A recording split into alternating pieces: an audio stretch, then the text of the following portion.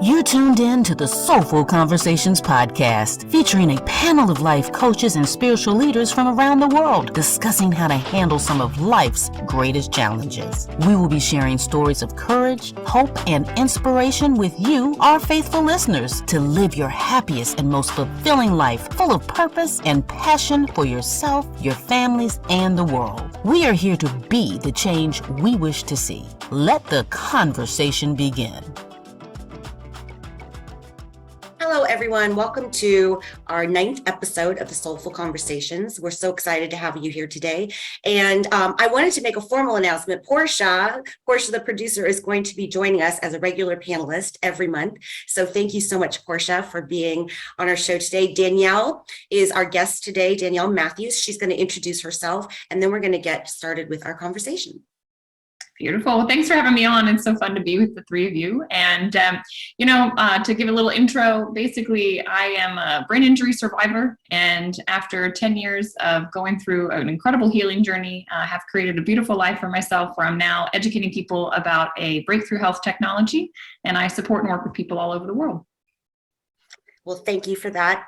Stephanie, did you want to do you have anything to say in the open? Just wanted to say good morning, and I'm so excited for today. Very, very excited. We always have the greatest guests and spreading some love and light. So I'm excited to do that. Excited to be here. Thanks, Steph. Portia. First of all, thanks for welcoming me to the family. Oh, my goodness. I am excited to be here. Of course, recreating your reality. Man, talk about a story that really hits home for me. I'm with you there, Danielle. We've got a lot to cover here, but I'm really excited to dive into this conversation today. So thank you. Fantastic. Well, as I was looking, I always like to look for a quote or something to get us started in our conversations. And one of my favorite quotes is from Buddha, and it's what we think we become. And as life coaches, we've all learned that, our mindset matters, and what we can create the lives that we want to have by thinking about what we want to have in our lives. But that's easier said than done, right? So as Danielle was saying, you have a brain injury survivor. So it's easy to do it in the good times, right? But when you're struggling or when you've got some challenges, how do you recreate your reality? It's a beautiful question. And I think, for me, it was a brain injury, but for those listening, I'm sure maybe it's a divorce. It's the loss of a job. It's that illness that set in. It's something, for me, I had this car accident, and I look at life. It's a simple equation I always use. It's, the external world plus your internal response equals your reality. And I think that internal response, that's the mindset that you're getting at. That's how you think. And for me, for so long after my accident, I resisted. Like, my internal response was frustration, anger, why did this happen to me? I felt like a victim. And the reality I was creating was one where I was depressed. I was having panic attacks regularly. I had severe anxiety. I couldn't work. I was very sick. And I remember after my doctor said to me, this is your new normal. There's nothing more that can be done. Your body's done the healing it will do. Something in me switched. And I think challenges are what allow us to go deep within to grow, if we have that perspective. Otherwise, we beat our heads into them and life gets hard, right? But when we step back and we go, okay, perhaps this is happening for me. What am I meant to learn here? What is being revealed here? And so I had this internal shift where I said, all right, there's new rules on this game of life. How can I change my mind around that? And how can I work within these parameters so that my reality is one where I'm happy and I'm filled with joy? And that's what I started to do. And it wasn't easy. It literally started with a gratitude journal. So every night I'd look for something that I could be grateful for. And then in the days and weeks and months that followed, all of a sudden my mind was just constantly thinking about all the things I was grateful for, because we have so much beauty around us all the time. Just step out in nature, be grateful for what we're surrounded by, the earth we live on. And when you start to do that, my reality started to shift. And then all of a sudden I was finding happiness. I was no longer frustrated. I was seeing that there was just beauty all around me. And so my reality changed. And the cool thing was it rippled out beyond me. When I was at peace, all of a sudden my parents, the people that were in my world, they became at peace. And so it's incredible how we can internally, it's all an inside job, not an easy job, but it's all an inside job. Oh, that's beautiful. Portia, I know you've got lots to add. Oh, of course. One, I agree with Danielle about an inside job because it takes that challenge, like what you said, that earthquake within your life where you're like, I'm sick and tired of being sick and tired of being in the victim boat. Everybody treating me like a victim.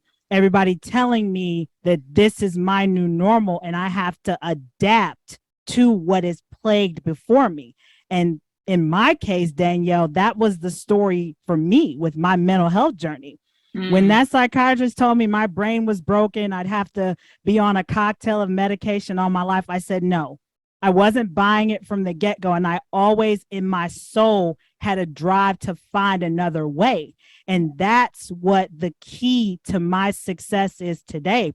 For me to share that I've been prescription med free for 3 years, it was that flame that never went out of seeking an alternative way of living. I knew that I was destined for more. I knew that I wasn't supposed to be stuck in that victim boat forever.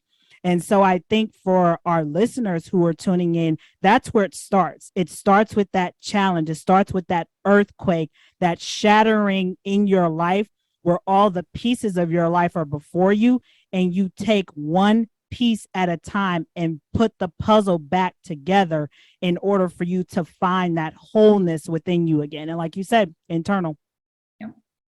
Steph. Yes, I think that one of my greatest coping skills that I've ever learned is that I learned to tell myself that everything that happens is happening for my greatest good. When I lost my son, my whole reality and everything as I knew changed in an instant. And I just really had to come to, and like you said, both said, is do that inner work and that inner healing. And then whenever you can look within and you realize that when things are out of our control, we just have to learn to accept it. And that's our greatest, sometimes our greatest challenges help us overcome or come to our greatest strengths.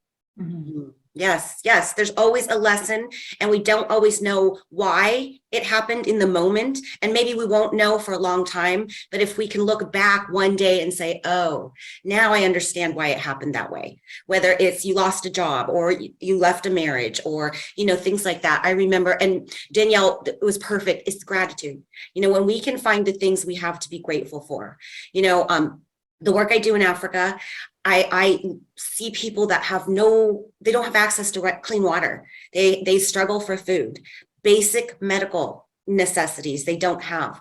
And so when anything happens in my life, yet they are joyful, they are generous, they are loving, they are happy, even amongst those circumstances. And I look at my life and I think, no matter what happens, I have a roof over my head, I have food in my refrigerator, I have love in my life. So all of those things I look at and I'm grateful for. So Portia, I know you and I talk about gratitude. Stephanie, you and we all talk about gratitude because it is the cornerstone, right? I mean, we woke up this morning. So Portia, how does that look like in your life? How do you practice that gratitude? How do you find the gratitude, especially when you're going through some of life's greatest challenges?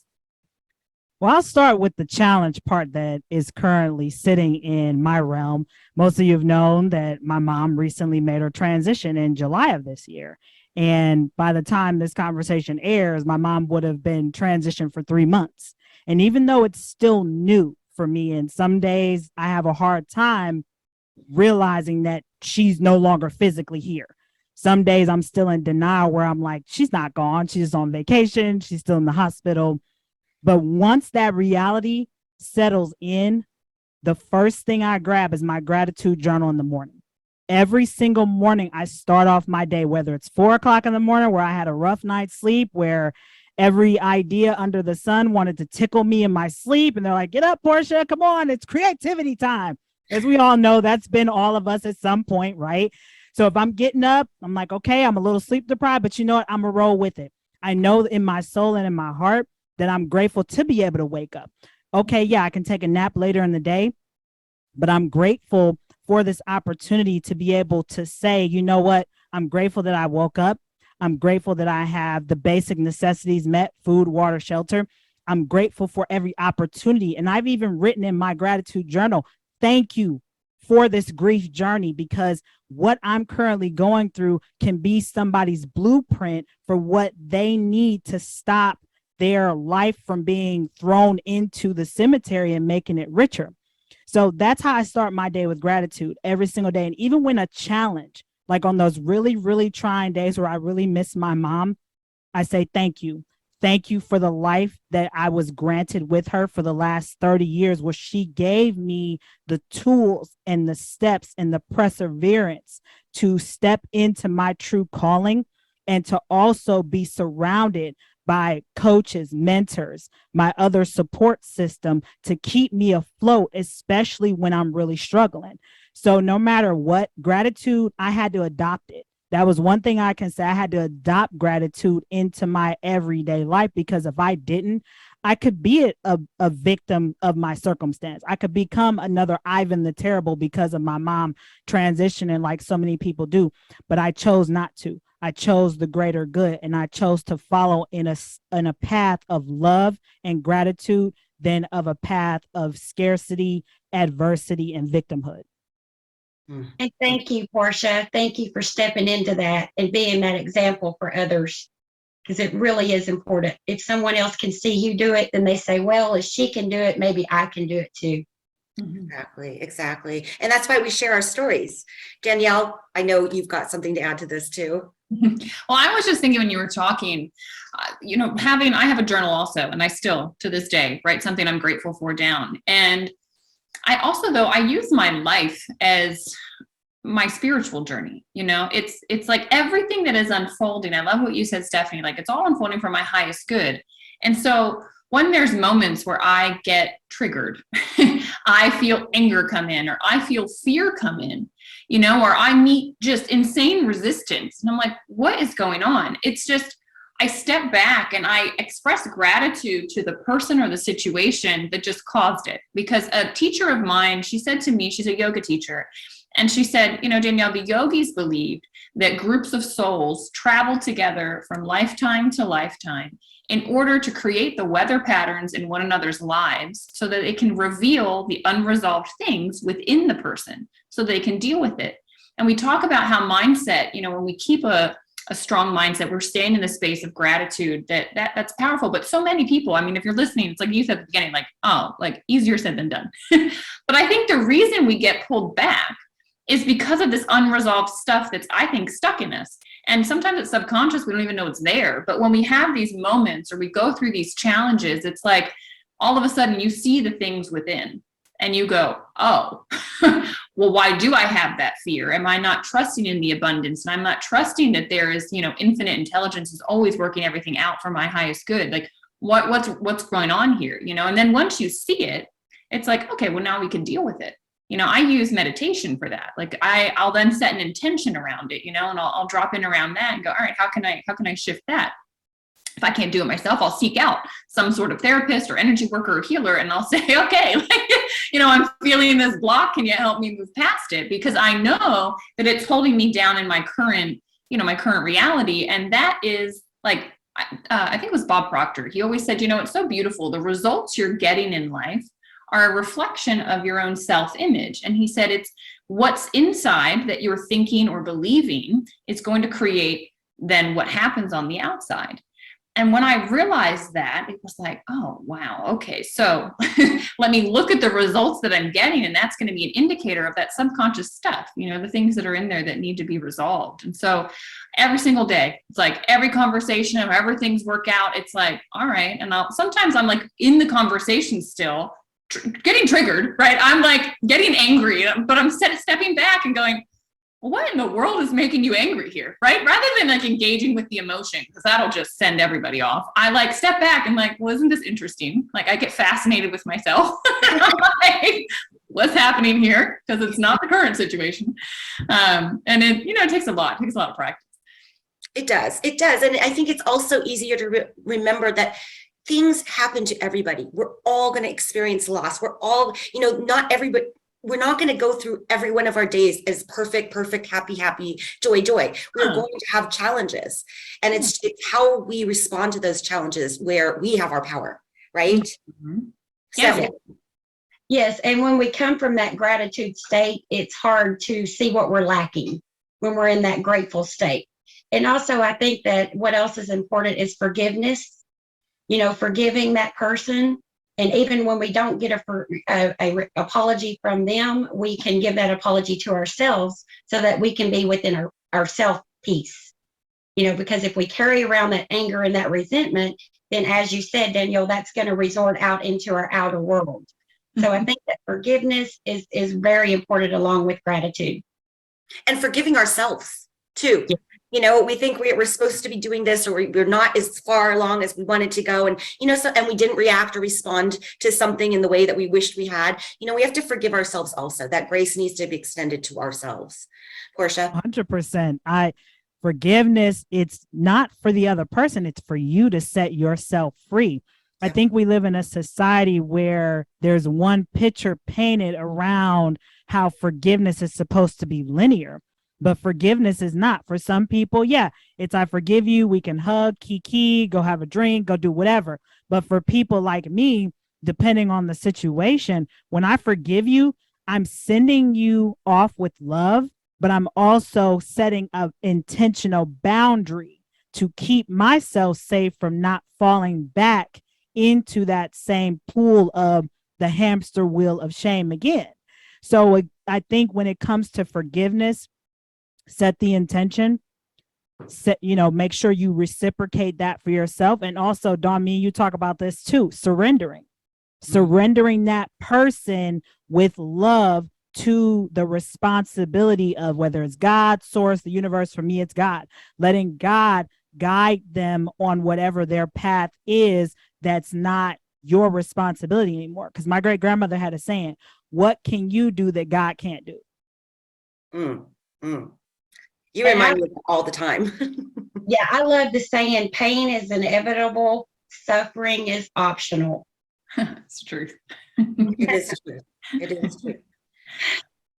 So, okay. So when you're in the midst of it, when you are triggered, okay, looking for gratitude, we've covered that one. And that one I think is the hugest and the most powerful we can do. But what are some other tricks and tips that you can give to people when they, again, are feeling stuck? They just want to cry because everything's fallen apart and they just don't, know what to do. How do you get yourself out of that place and create something beautiful out of something that wasn't? Don't go anywhere. The Soulful Conversations will be right back after this important message.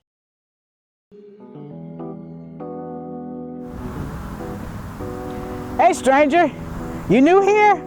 Well, so am I. So for those of you who don't know me, I'm Portia Booker, is known as Portia the Producer, and I'm your host and executive producer of Guru Portia talk radio show and podcast. So what exactly is Guru Portia?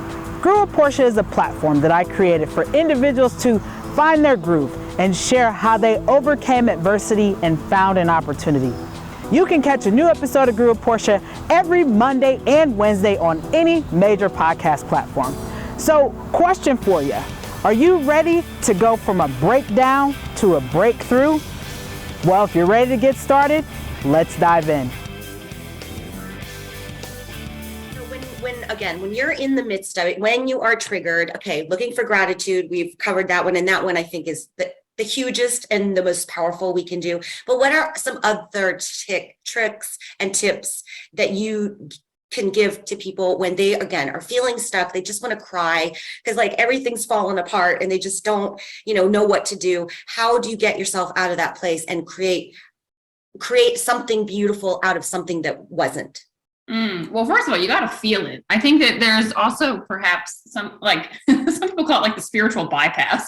They don't feel the emotion because they're oh, no, it's happening for a bigger purpose. No, you need to feel it. Portia's going through grieving. You need to let the emotions flow. It's they got to flow out of you, because if they don't, they get stuck. If you stop them, it's just going to start turning in on itself. And those things will literally manifest into something solid, usually a disease, a dis-ease in the body. And it's so fascinating. I don't know if you guys are familiar with this, but I went on such a into a rabbit hole looking at what is the cause of disease. And I love some work that's been done looking at like, well, the emotional state that you have, can cause different issues in the body. And I like, anytime someone tells me they have a health issue, I literally go to this book and I'm like, okay, well, that says that, oh, they're having lung issue. Oh, that's grief. Oh, interesting. And then I look at what's going on in their life and I'm like, oh, they're grieving, but they haven't let themselves grieve. And so it's like, it's so fascinating. And so what my tip would be like, well, let the emotions come out. Okay. And trust me, I remember after my accident, I didn't cry. Like I was like afraid. I was like, if I let myself cry, I will literally never stop crying. And I remember a therapist said to me, Danielle, like, think about this logically, like you will eventually stop. You need to just let yourself do it. So once I did that, it was like I gave myself permission to feel, almost permission to say, okay, life's not perfect. I'm not perfect. I'm going through stuff. It's okay. But then like I put the right people around me. So sometimes I believe like you need to have the right people around you to help you get up, to remind you, that there is more, and that don't keep you in like the victim space of, oh, I'm so sorry for you. Like that's not helpful. People think they're being helpful, but it's actually not helpful. It's like, I preferred the people that treated me after my brain injury. Like I was still me. And, okay, let's have dinner together, Danielle. Let's go on a walk together, Danielle. Not like, oh, poor Danielle, she can't go out. She can't do what she wants to do. That made me feel worse. So I think for me, it would be, look, get yourself around people. And there is a professional designed and that has gone through probably what you've been through or been to school to help people through this. Like there are professionals out there for everything. And it's okay to ask for help. I needed that. And I've always had some outside. So I honestly think the world would be a better place if everybody had a therapist, because it's like a person that is literally just dedicated to hearing you out and what's going to be best for you. They don't care about your friends, your family, the influences of society, whatever. They're like, hang on, is this serving you as an individual? Like, is that choice going to bring you joy? Is that, what is actually informing this choice? And I think having that support around makes a big difference. And the other thing that I would do is I would watch funny videos. So when I had a really low, like I would just go to those like compilations of like, I don't know, animals doing funny things or people doing funny things. And I'd watch it and I'd make myself laugh, because that shift in emotion, would oftentimes pull me out, because I think these higher energy, like vibrational states, they overpower the lower ones. Anger, fear, resentment, all that stuff is low. But when you can laugh and have joy and have gratitude, it'll pull you out of it. So laughter to me, it's like the best medicine. It is. I'm so glad that you said that, because I think, when we're going through life's hard things, if we can find some kind of amusement, we can't control the outside circumstance, but we can find something to laugh at because of the ridiculousness of it. Yeah. So Portia, you've been shaking your head. Laughter is literally my middle name. When you talk about laughter, Danielle, I literally find some random joke that I literally pull from out of the sky. Like me and Dawn one day came up with a joke about grapes. I said, what did the grape yell when it wasn't picked from the vine? And she made it even funnier by saying to me, did it yell or did it whine? And of course, the answer was I concord, as in Concord grapes. So when you talk about finding laughter, literally, I find laughter in the most randomest, even the darkest things. I mean, I tell people I drink my coffee dark like my soul and my sense of humor. No sugar, no cream. But that's for a whole nother day. But for me, Dawn, what really helps me outside of gratitude is, one, expressing my emotions. My therapist got on my butt about that. She said, Portia, you gotta feel your feelings. And if you're somebody who's going through grief, whether it's the physical loss of a person, like in my mom's case, the loss of a job, the ending of a friendship, the loss of a pet, whatever that may be, you have to let those emotions out. Because for me, I start to feel it physically. When I start to feel depressed or angry or anxious, I feel it in my lungs. My wrists start to ache, my back starts to ache, my knees start to buckle up like I haven't eaten a banana to have enough potassium. So yeah, it's a blockage in the body, but it's all emotional baggage. And so you don't want to have that emotional baggage literally create unwanted stimuli in your body if you can prevent it by giving yourself permission to feel. Number two, for me, that support system. I'm grateful for my therapist. my circle of coaches and mentors who help keep me afloat. They don't put me in that victim mentality or victim boat, like, oh, poor Portia, she lost her mom. Oh, woe is her. No, to be honest with you, I got sick and tired of being sick and tired of people saying, oh, poor Portia, she lost her mom. Oh, what is she going to do? And that's how my book, Finding Grace Within Grief, came about, because I was tired of hearing that same sad violin narrative that I didn't want to hear anymore. I'm like, there is no way that I'm going to continue to be a prisoner like most people are when it comes to grief. I knew that I wanted to process the grief journey differently. And it's funny, Danielle, when you talk about people coming into your life divinely, that's how my therapist came into my life. I said a prayer the very next day after my mom transitioned. I said, God, send me the help, because I don't know what direction to go. And I surrendered. And sure enough, a week after, I was introduced to my therapist through a mutual connect. So just surrendering really helped me to stay on this steady path and stay afloat to where I am. Last thing I recommend is find a way to channel your emotions into a creative outlet. I mean, mine was obviously this grief book. I also write letters, unsendable ones to people, places. I mean, that was the first thing my therapist had me do, was write an honest, open letter to God and express how I felt. Yeah, I was angry. I'm surprised that every Bible in my house did not catch on fire by some of the things that I said to God. I'm like, God, me and you are not on the same page right now. And literally, probably if I yelled at you and punched you in the face, it still wouldn't do enough for me. But really shedding my emotions and really channeling them into that letter, I'm telling you, it freed my soul. I felt my stomach not feel as heavy from the emotional baggage. And it really helped me find clarity and forgiveness within myself, forgiveness of the circumstance, because I was able to step aside from that victim. Oh, woe is me. Why did this happen to me? God, you took everybody away from me. But God told me, Portia, I needed you back. I needed to bring you to your knees, to bring you back on the path that I wanted you to be on. So we just never know how those circumstances, whether it's grief, in Danielle's case, being hit by a drunk driver, how those situations will place us on a divine path that we needed to be on, but we had to go through a few things in order to acquire the tools to make the path right. So true. I just want to say, what helps me the most is when I'm facing a real big challenge or something that's very challenging, I try to think back to another challenge in my past, something that happened before.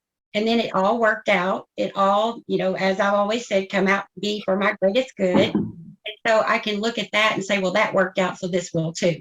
So that just helps me looking back on other challenges and how I got through them, knowing that I will too get through this. Yeah, feeling our feelings. It's so important, and we love to feel the happy feelings, right? We don't ever say, oh, I don't want to feel happy. But when it comes to sadness or those, we're like, no. I lost my dogs over the last several months, and I was talking to Portia and I was crying, of course. And I'm like, I'm sorry. And she's like, no, like, you're sad, cry. And I thought, why do we do that? Why do we apologize for being human and for having emotions? There's the good and the bad, right? Or, the pleasant and the non-pleasant emotions that we're going to have, but that's all part of our human existence. It is. And like, what fun would it be without it? Like if you were playing a game and you knew you were going to win, like, why would you play the game? Like the fun is in figuring out how, overcoming the challenges, learning what's within you, growing. And like, there's no growth without a little bit of discomfort. And I remember a mentor of mine said to me, Danielle, nothing is good or bad. Mm-hmm. The law of polarity exists on this planet. And that is like, things will swing one way to the other, and neither is good or bad. It's sometimes stuff has to shed. Like, you need to, certain friends aren't going to serve you at the next level, right? Like they had a time and a space for this part of your journey. Now at this next step, not that it's better than them or anything. It's just like, now at this next step, this next phase of you, like stuff's going to have to fall away to make room for what's coming. And I think we get so attached to the person that we were. Like I was so identified with who I was before my car accident, you know, like I was a snowboarder. I was, you know, top of my class graduating from university. Like I had a great job. Yeah. I like all of a sudden a car accident happens. I can no longer hang out with friends. I can't produce an income because it couldn't work. Like, you know, all of this stuff, all the things that I thought Danielle was were gone. But now I realize, like, holy cow, that was the best thing that's ever happened in my life, because I realized that, whoa, that's all surface level stuff. Like who I am is always here. It's always within me, you know, and like I can create and design whatever reality I want. And that challenge being put in my life, like it happened when I was young. I was 23. Like how incredible, you know, to have that perspective now that's going to serve me in everything in life. I remember when the pandemic came in and everybody was freaking out. And I remember thinking like, it's going to be a breeze. Like, I'm stuck inside. I can't do much, but I was like, but at least I don't have a brain injury, which is how this was last time. So it's like, you know, it never fazed me once. And I thought, wow, okay, well now I'm in a place where I could help a whole lot of other people get through that, like the psychological stuff that was going on. And I just thought, wow, everything is preparing you in life for the next version and for the stuff that like, you don't know, like there's just so each one of you on this call that I'm looking at, like, you're going to do so much. The lives you're going to impact. Like, you know, you're making an impact over in Africa, John, Portia, like your book is going to touch people. Like, it's just like, it's incredible. What you go through, you grow through, and just don't have an opinion if it's good or bad. Just go, interesting. Okay, this isn't what I expected. So something better must be in store for me. You know, when a door shuts or whatever happens, okay, like there's a move happening right now. Like something's about to open up. It's a redirection. Yes. Yes. You know, and sometimes again, when you're going through one of those, like something happens with your car, those annoying things that happen to every one of us at some point or another. You know, I keep my mantra is, this is happening for me. This is happening for me. This is happening for me. And it gets me through because I'm like, I don't know why this is happening, but I'm just going to be my best self. I'm not going to get flustered. I'm not going to get mad. I'm not going to cry. I'm just going to say, okay, I'm going to deal with it. And, you know, something is going to come from this. Yes, sometimes I get into that. Why is all of this happening? And then I think about what Jesus went through. I mean, good Lord, look what he went through. They beat him, they mocked him, everything in the world, you know. And so then I have to look back at my life and say, well, I guess it's not that bad. See, I know for me, when life starts to hit me, especially as I mentioned, when the reality that my mom is no longer physically here, I'm like, oh, life isn't fair. I give myself permission to feel. I literally give myself permission to cry, because probably the reason I'm feeling that way again is because I've let myself not feel properly. I haven't let myself give myself permission to grieve. I get caught in that swing of our society prescription narrative that you're only allowed to grieve one day, but then you're supposed to be back to the 9 to 5 tomorrow. And that's not the reality with grief. Grief comes in waves. But like I tell everybody, grief is a process, but it is not permanent. Amen to that. Amen to that. So, okay, this is so good. Like perspective. I think, Stephanie, when you were saying, you know, about Jesus, it is perspective. And that's how, when I think about my children in Africa, I think, you know, perspective, it changes everything. It shifted everything in me, because now I'm able to see everything in my life as a blessing, even if it is a challenge. So, Portia, okay, so when we were talking about grief, and we were talking about, you know, feel your feelings and cry when you feel like crying, like we were given. That's love. You know, sometimes I cry because I just love something so much. And it doesn't always mean that it's a sad tear. It's just like, it's emotion coming out of us. I always envision it like, if you don't feel those feelings and if you don't let those come out and express them, it's like a trash compactor. And you just like keep building and building, and it's going to build up to a place where you're going to burst, or you're going to take it out on other people. You're going to yell at people, scream at people. And so our inner being is really, our outer reactions are really a reflection of our inner souls. Yeah. And if we need to cry, we have to just be okay with it and understand that it's okay to not be okay sometimes. You know, we are human. We have all emotions. happy, sad, fearful, anger. And we have to allow ourselves to feel those, as Danielle said. And then when you can sit in those feelings and feel that, then you will usually come to your lesson in that. Whatever. 100%. 100%. And I got to add too, I would rather feel all the emotions than feel nothing at all, because I can share with you from a period in my life. Talk about grief. Let's go back 6 years ago. My mental health journey literally took a roller coaster dive down, and I literally was numb of everything, of love, pleasure, sadness. So waking up every day equated to Groundhog Day. It looked like I was looking through a black and white mirror, watching my life unfold as I'm being a peon in a game. I told one of my friends, I described it because I was on so much medication. That's probably was part of the cause of it. I was on so much medication. It was literally like I was a shield from the angry outbursts to my friends, society. But at the same time, that shield had thorns on the inside from the unhealedness within me, the sadness, the guilt, the emotions that were just compacted so far that I was bleeding from the inside out. But I was protecting everybody else from that. And so I would rather feel everything than to feel nothing at all, because to feel nothing at all to me is a prison in itself. Amen to that. Another thing I think that we should add is being inspired. Finding something you're passionate and purposeful about, because when you create your reality, you want to do it from a place of inspiration and passion and purpose, and all the higher level feelings. So where do you find your inspiration? Stephanie, you can go first, but what kind of things inspire you? The things that inspire me is music. I love music. And if I'm ever sad or depressed, I can put on one of those Go Get Your Girl songs and get my groove on, and I'm in a totally different vibration. So I love music. That is one of my go-to, my keys to everything is music. Awesome. Danielle, what about you? For me, it's nature. So yeah, getting out in nature, I start my day there. If I ever need like a reset, I go outside. But I think like there's beautiful lessons in nature all the time. Like outside of my window that I'm looking at right now, there's a pear tree. And this pear tree got like eaten out by ants. Okay. So like the whole trunk of it just destroyed.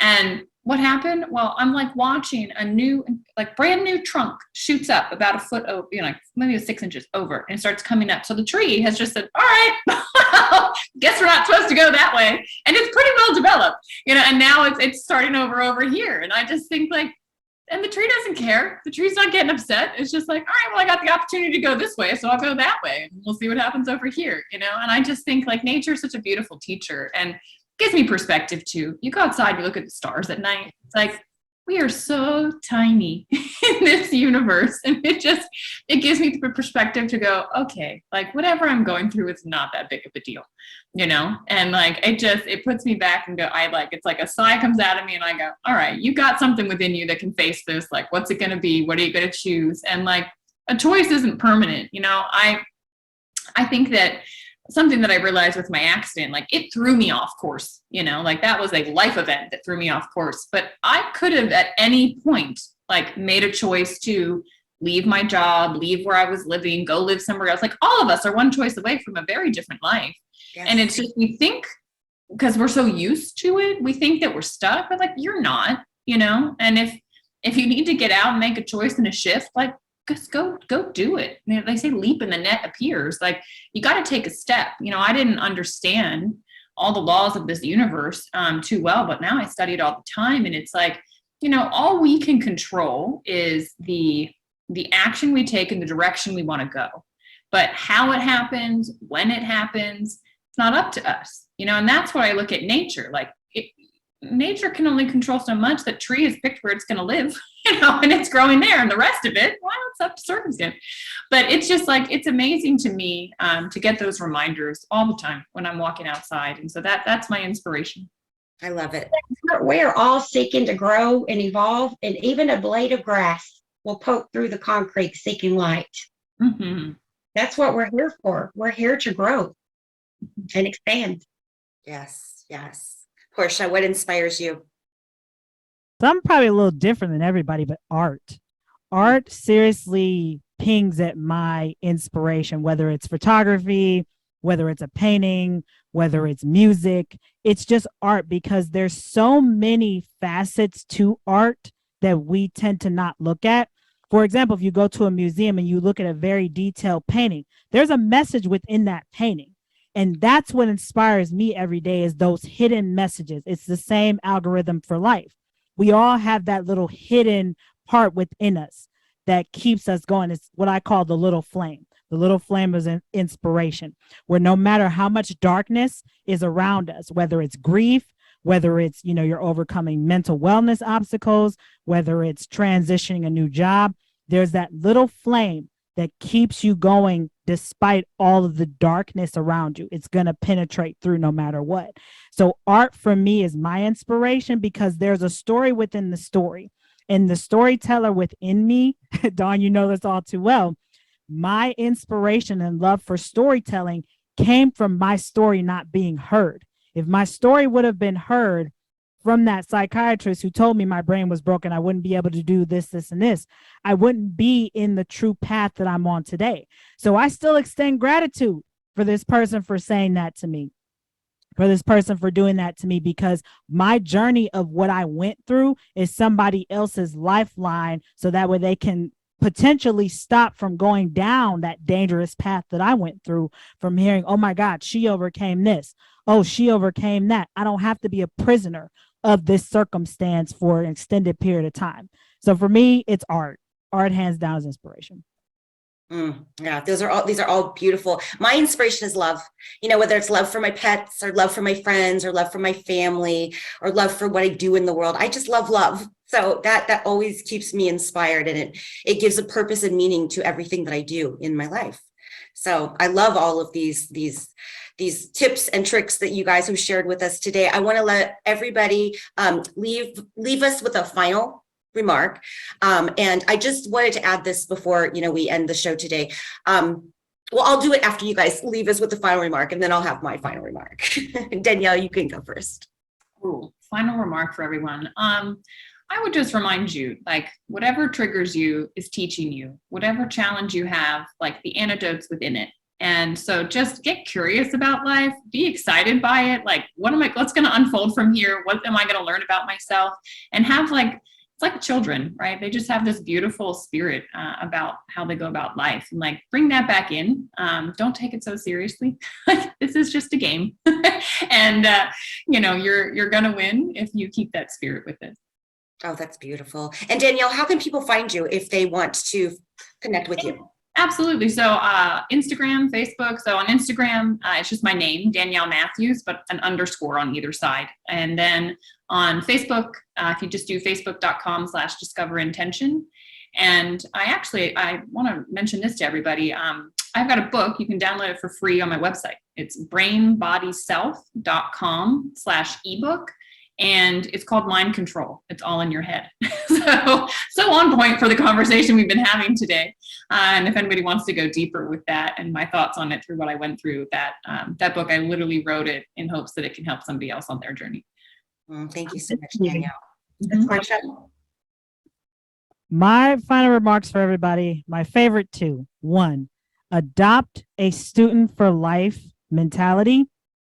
Number 2, always ask questions. The answer is always no until you ask.